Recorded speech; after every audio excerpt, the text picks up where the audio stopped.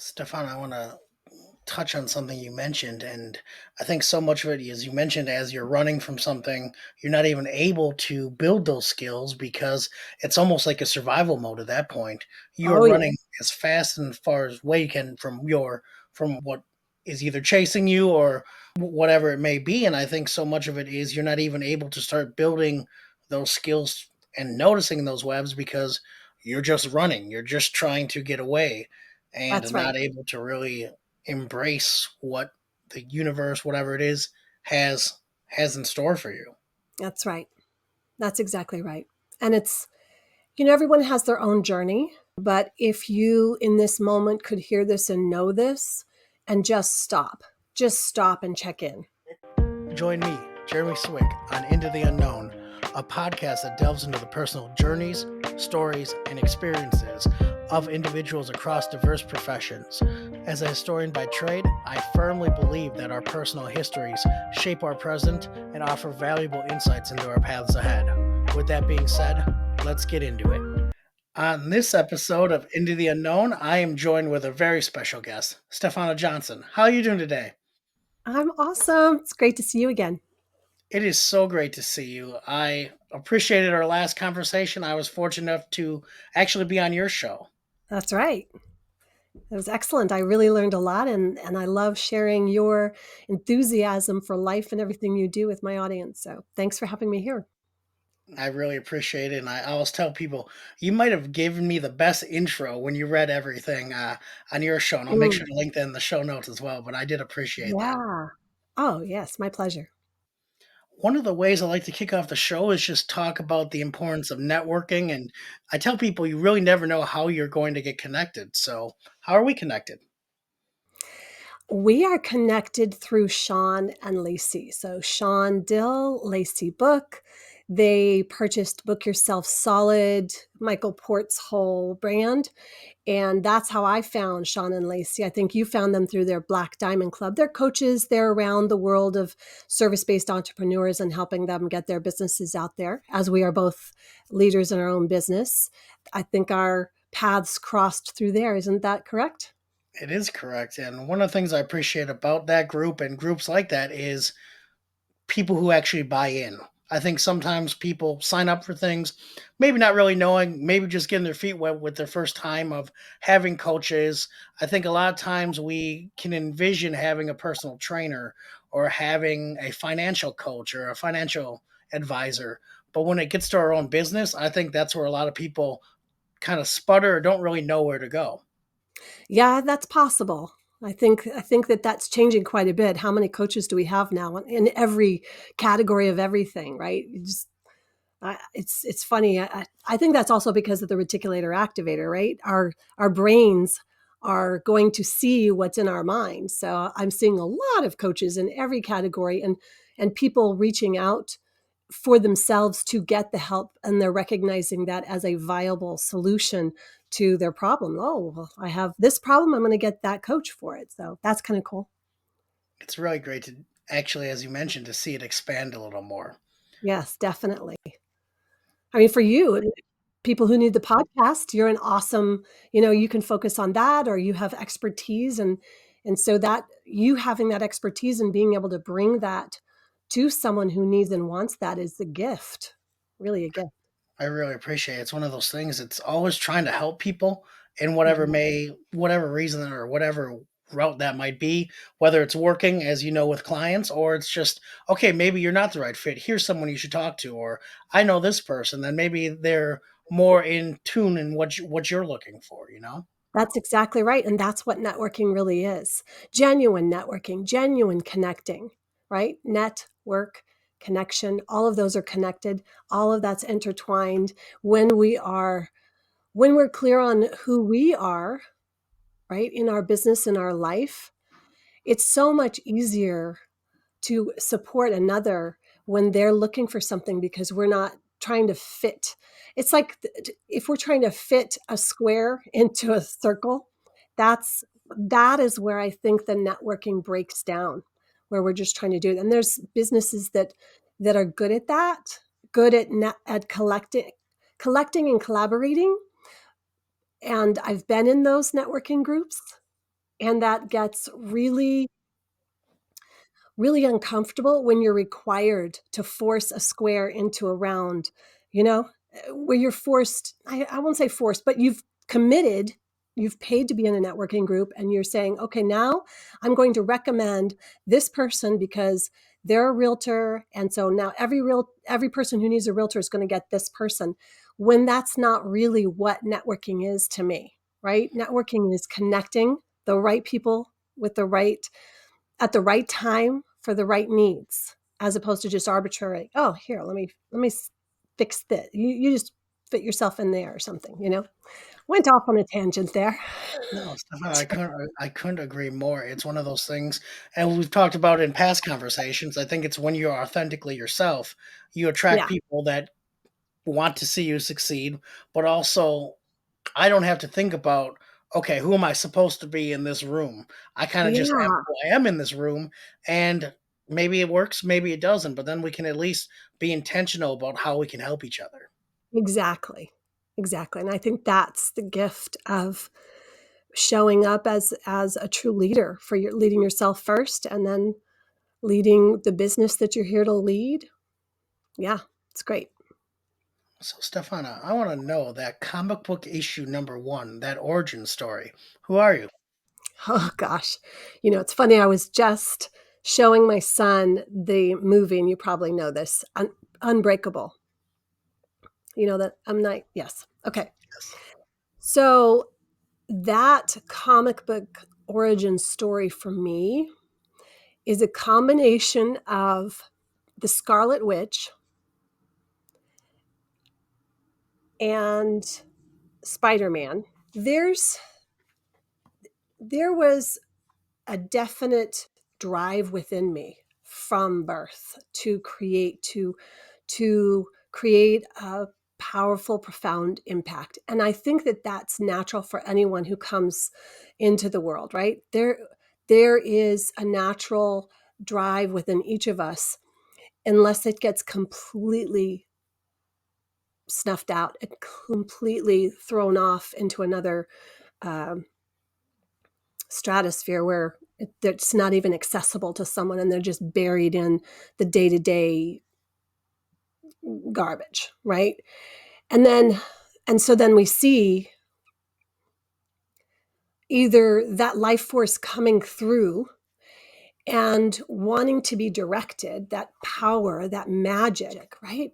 Coming through, but being misdirected and kind of ricocheting and hitting back on themselves and being turned within it's just a mess, chaos. And then when that bite, the spider bite happens,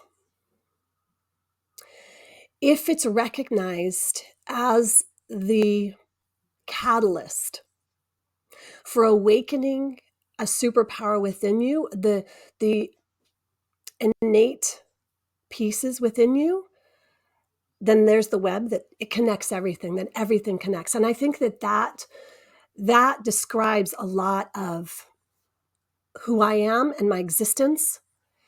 I had a really beautiful childhood and also very painful and traumatic. Okay. So, childhood sexual abuse, childhood trauma. And I don't know, not everyone's had sexual abuse as a child, but we've all experienced some kind of trauma, right? And I think when that gets internalized, then our magic gets diminished, and that magic that we're trying that is needing to express in this world to create something powerful and profound almost becomes booby trapped, almost becomes a situation, right? We can't, we have, where's the rule book on this? How do I need to figure this out? And it takes sometimes decades. And for me, it was a good decade. It was until I was 35 and had my first son that I was stuck in that trap. and living my own hell, creating my own hell. And yet it was this amazing picture, this amazing um, feature that was being lived out, and all the extras and everybody that was coming and going in my life. Oh, it looked all wonderful and this beautiful, right? But my true power was completely diminished. And so when I recognized that it was all connected and had to lean into that, and really not lean in, but run into that storm. Like literally, there's no way I cannot outrun this freaking storm. I have got to run into it. And that is the only way. And finally, that was the way I wisened up a bit. And that's like the buffalo story, right? The buffalo versus the cow. Have you heard that one? Yep. Yeah. So as a buffalo, yeah, okay. So that was that spidey sense that came in, is like finally I had to turn around and put my hands on my hips and say, I am running through this instead of running away from it. And it was having my son that was that shift. And so my spidey's, everything changed after that. And I think that's more of my origin story. And I'm much older than you are, so that has evolved, right? I'm 20 years after having my son and having gone through all of that evolution and seen the gifts and the stirring of everything, and honing those superpowers and recognizing where I need to connect with others with their superpowers and honor what their superpowers are as I honor my own, instead of me trying to be all the superpowers, right? Try and take on everybody and do it all. I think that's really dangerous, but that's what I thought for the first 35 years of my life, and was really, I have to do it all. I have to create this. I have to write all of this. And yeah, really interesting. And I'm probably, I can go off on tangents. Come on, you got. I love it. I love it. I think it's so fascinating. And you mentioned the fact that, of course, you run into the storm right away, but after 20 years prior, you're able to kind of look back and see how it's evolved and how it's changed over time. I think sometimes we think about ourselves like, well, we're this, now we're this, and there's no in between. It's never just a linear path. I'm sure there was days you felt great that you were conquering the storms, and there were days you felt that you weren't conquering the storm. And I think that's so much of life, is the how it ebbs and flows, and it's not a linear or singular path. Oh, yes, you just said it. And that's life. And that is always going to be in life. And when we realize that, I think it takes a lot of the pressure off. And it's okay when we fall and hit those walls and we recognize, oh, okay, that didn't work. Let me try something different. And that's the process. And sometimes it's really painful. And sometimes those hitting the walls happen a lot faster and closer together and don't give you time to recover. So, yeah, it's really, really a fun, interesting way to look at that. Thank you for unpacking that.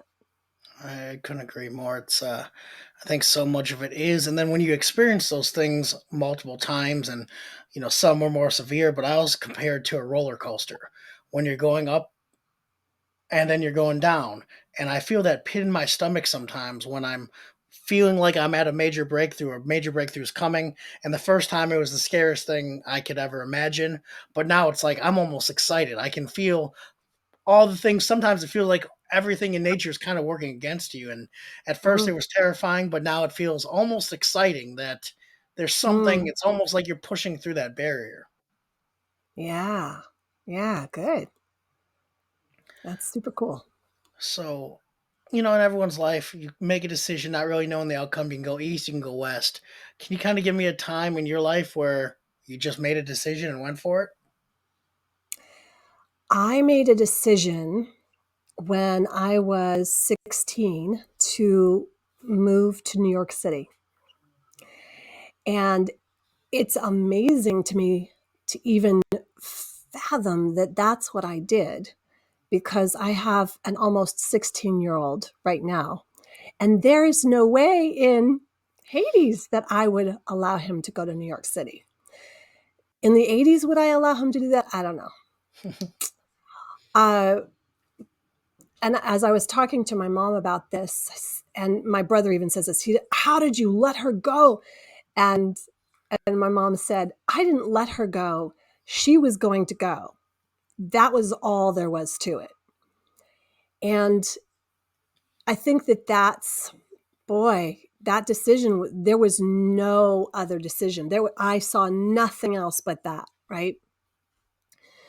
And any of the stones that I had to jump over, or even some of the bigger, big mountains that I had to climb, you just keep going. And it's amazing. I was a very resilient, very focused,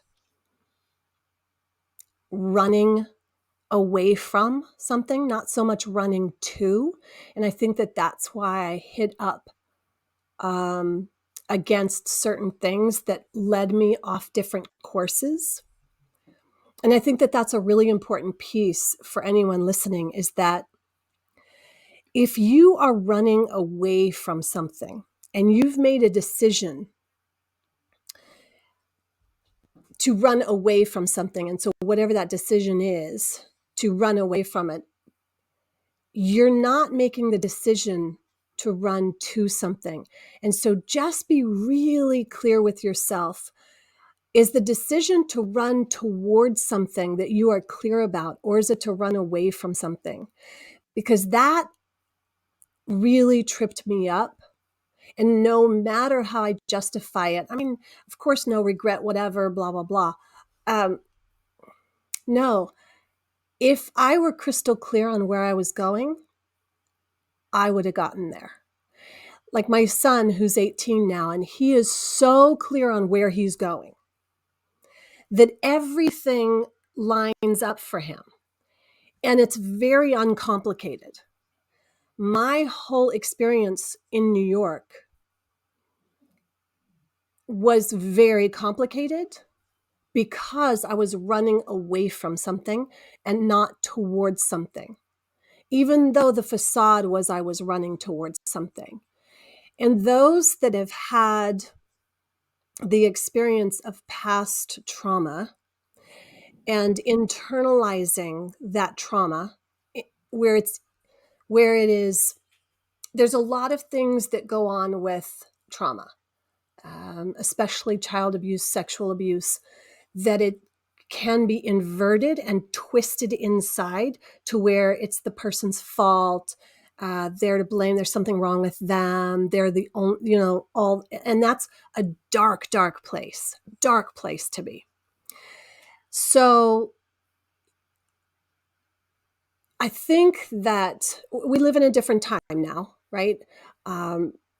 When I was interviewing and talking to people, and I was 35 before I said anything to anyone publicly about my past trauma. I had told 2 people, and they were in my church, and they told me it was my fault. This is when I was 17. So that then just added to that. And, I think of the Scarlet Witch, right? How much, like the trauma that she had, and she just internalized it. It was like, yeah, I get that. And that velocity and that, I can imagine how many other people we have on this planet right now who have a similar situation, and they're like the Scarlet Witch, and all of that magic within them is being internalized and squashed and kept in a bubble and not allowed to be directed to something powerful. So I think that if you really get clear on where you're going and what that outcome looks like, it's going to make everything better. It's going to make the journey so much better. And then you can start to bring, the skills and practice of noticing the web of, your personal life, your professional life, your relationships, your energy, your emotions, your past, your future, right? And it's all this amazing web that also has strength and resilience and the power to really transform not only your own life, but those that I think that we're here to impact, right? So it's not just this facade that you put up and, oh, well, I was good at putting facades up, right? Very good. Stefan, I want to touch on something you mentioned, and I think so much of it is you mentioned as you're running from something, you're not even able to build those skills because it's almost like a survival mode at that point. You are Oh, yeah, running as fast and far as way you can from what is either chasing you or whatever it may be. And I think so much of it is you're not even able to start building those skills and noticing those webs because you're just running, you're just trying to get away and that's right. not able to really embrace what the universe, whatever it is, has in store for you. That's right. That's exactly right. And it's, everyone has their own journey. But if you in this moment could hear this and know this and just stop and check in. I think that if I had heard that, could I have understood that enough to take that action? Because that is so crucial. And sometimes we need to do that on a regular basis, like sometimes even a daily basis. And now that is a personal practice of, okay, it's time to check in. And I'll check in a couple of times a day with myself. What am I doing? What am I, where's that energy? Where's that? Is it right? Yeah. Yeah. Good call, Jeremy. Yeah. I appreciate it. It's one of those things. I love that you mentioned that checking in. I don't think I always articulate that I'm checking in with myself, but sometimes it's okay. What of this is going on right now that I can control? What can't I control? Yeah. My car's not working right now, and I barely got home today. And I also had Mm. the vet appointment to take the cat to the vet. But I'm all focused on getting home. Like, all right, well, I can't wallow in self pity right now because I need to drive this car to my house while the battery is going in and out, the all whatever's going on. It's like, all right, Yeah. I can't dwell on that. Let's focus on all right, getting home. What's the easiest route? Should I break down? Let's pull off. If we need to pull off, we can pull off on this road instead of taking the highway, which is faster. It's really just I think so much in the moment is just figuring out the next right step and also checking in to make sure you're not going to break down or anything, either physically in your car or emotionally. Yeah. And I think that's really, I mean, you just spelled it out. You had a clear outcome. The timeline is a little shorter. You knew, okay, get home safely, get right. And so then you just, this is what's that next step as opposed to adding a bunch of drama to it. And I think that if we practice that, our brain becomes better skilled at that. So just like Spidey, right? We practice aiming correctly, it will get faster and easier. So yeah, that's great. Appreciate it. I think it's again, as you mentioned, it's practice. Like this Yeah, morning was not the same me as it was on my way home, but there's things I knew I just couldn't deal with. Or, I had to charge my car while I was at work because I knew the battery. I was like, all right. But at that moment, I get, kind of let myself be upset, kind of be, mad at the world for 3 minutes. But then it's like, all right, well, that doesn't do anyone any good. What are the right. next How steps? useful How is can that? I keep going? Yes, I know. I understand that. So, title of the podcast, Into the Unknown. I want to know, what are you working on right now? I'm working on a few different projects. So I've got the Lead Stronger Longer. That's my podcast and the book. And the Go book, check it out. yeah. So uh, still working on that. In any process, it's so much weeding, cutting, editing.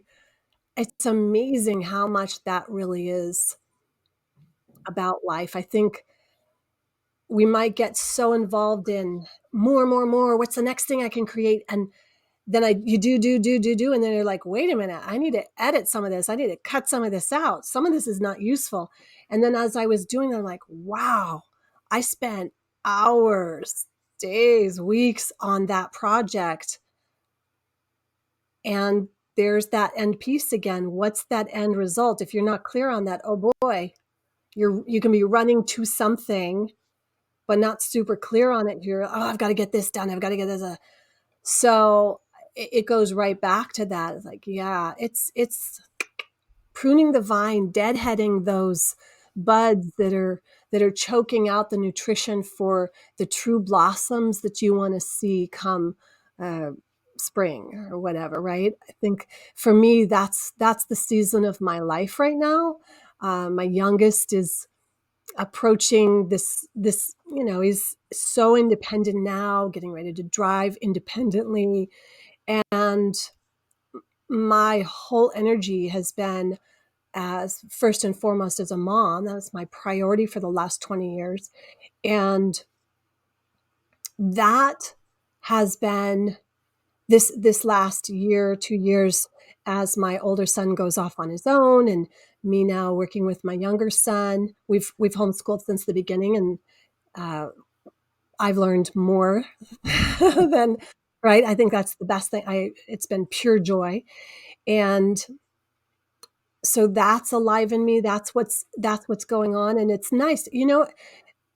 I really appreciate your podcast, and I really appreciate that you take the time to reflect and look at that. Like, what's really going on? Oh yeah, thank you for that. Yeah. Stephana, I appreciate Fun. it.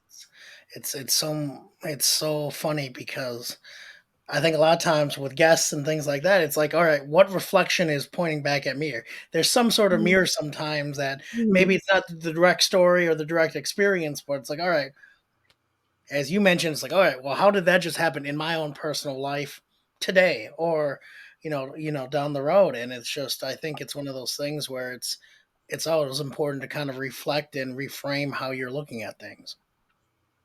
Yeah, and to ask, to stay curious as opposed to why did this happen? I think that's a tough question. I used to ask that question a lot. Why is this happening? I have found that to be a very unuseful question.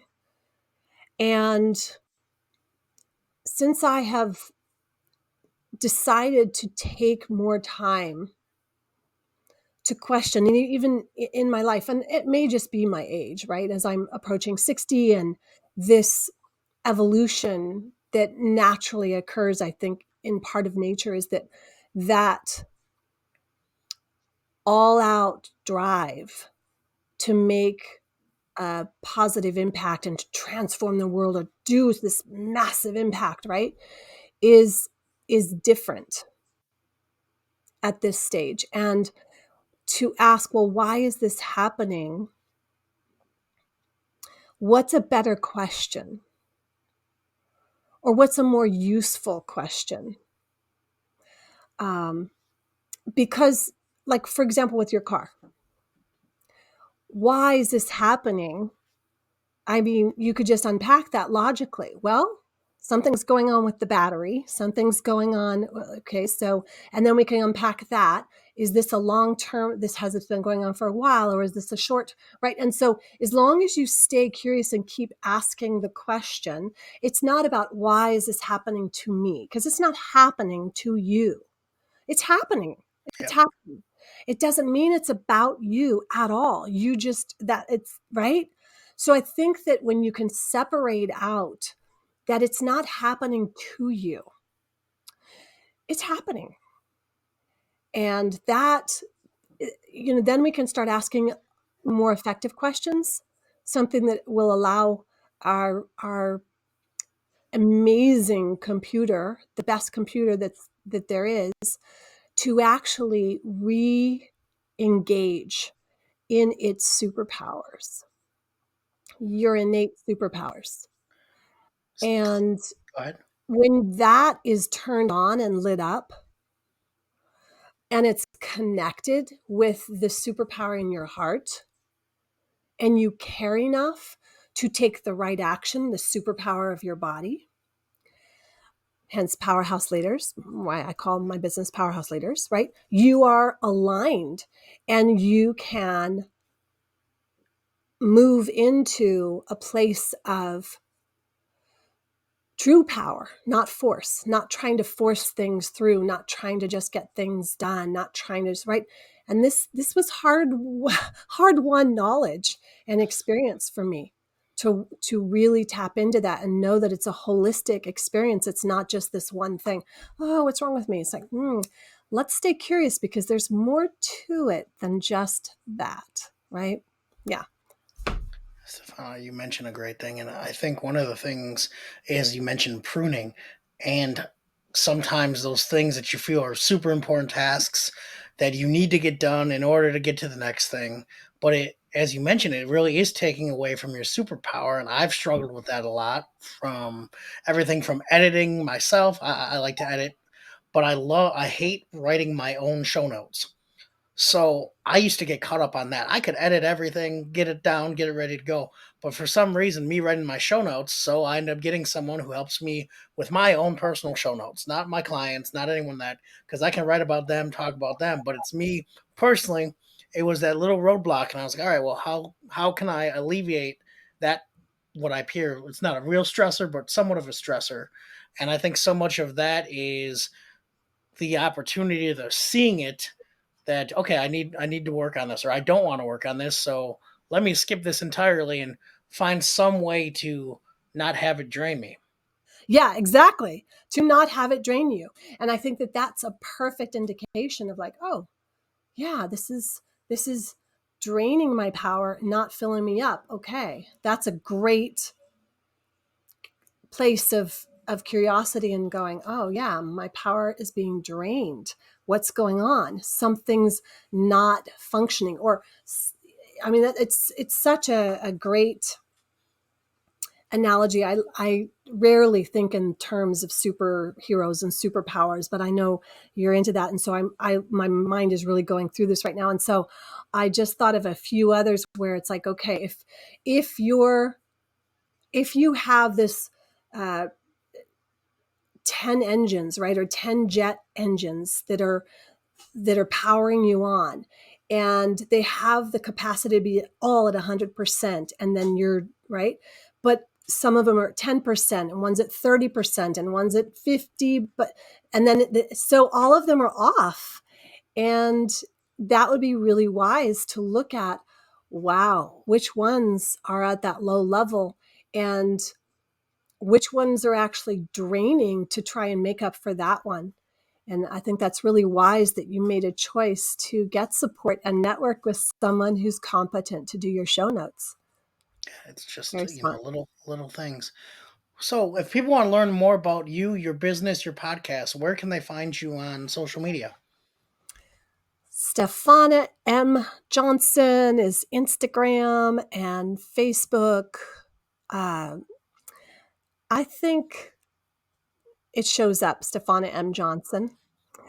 And because there's other Stephana Johnsons, I thought, how is that possible? But apparently there's lots of others. And let's see, I would say if you just want to connect on social, you can find me through Stephana M. Johnson. I have a Powerhouse Leaders Facebook page and group, fun free group where I teach classes. So if you go to stephanajohnson.com, there's a lot of resources there, and we can play. If there's something that resonates, I give out just like you do, videos. I'm always sharing what I can insight wise, and just to lead stronger, longer. We need more leaders that are leading stronger, longer, and leading themselves first, right? With alignment and energized, powered on. So oftentimes leaders are giving to everyone else and don't take care of their own needs. So to hear you say that you actually hired someone to do your show notes, I love that. I appreciate that, and I think it goes to the old adage: if you're on an airplane, you got to put your oxygen mask on first before you Yeah, can help anyone. And I think a lot of times with leaders, we forget to do that, and then we're not really helping anyone because yeah, it's we true. can't breathe.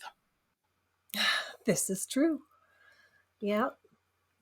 Well, Stefana, I want to thank you so much for taking the time to talk with me today and having me on your show previously. And it's just been so great to talk and get to know you over the last few months.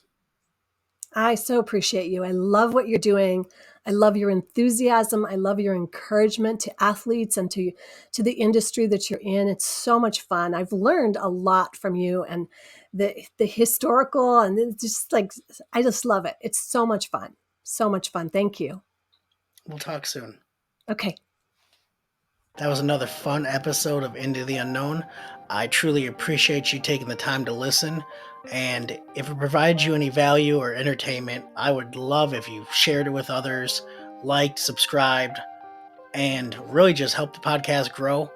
Again, tell a friend, tell a foe, just anyone who might enjoy hearing some stories of people's own journeys and what got them to where they are today.